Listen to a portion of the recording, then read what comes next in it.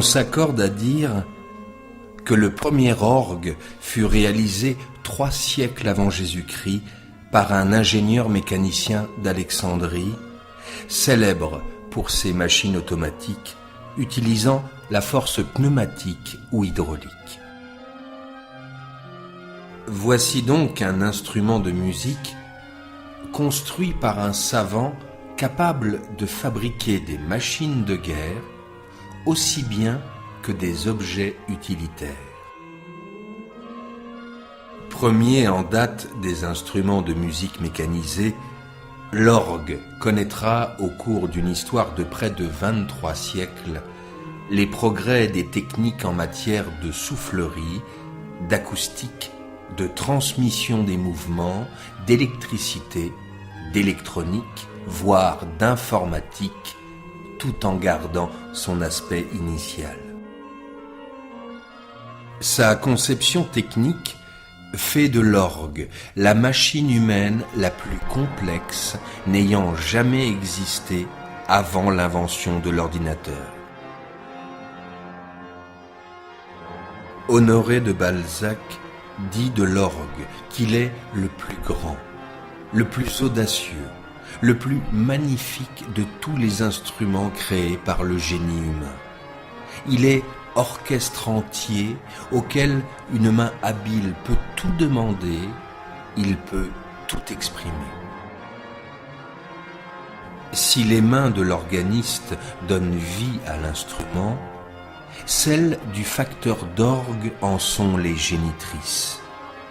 Le facteur d'orgue est un artiste aux multiples facettes, dont celle de créer l'espace sonore de sa machine. Les mains de l'orgue. Celles du facteur d'orgue et celles de l'organiste forment une chaîne, se complètent et s'unissent pour créer et explorer l'univers du son et le transformer en autant d'émotions. Elles sont indissociables.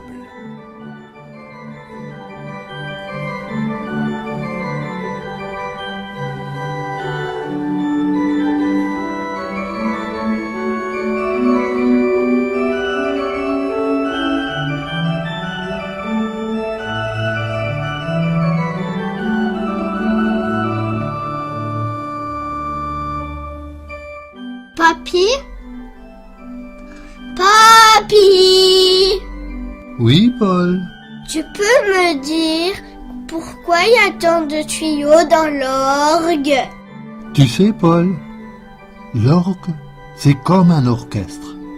Il y a un chef d'orchestre, c'est l'organiste. Et les tuyaux, on va les comparer à autant de musiciens qui vont jouer chacun qu'un seul son. Certains vont jouer fort comme les trompettes, d'autres vont jouer en douceur comme les flûtes ou gravement comme les contrebasses. C'est pourquoi, pour avoir beaucoup de sons différents, il faut un grand nombre de tuyaux.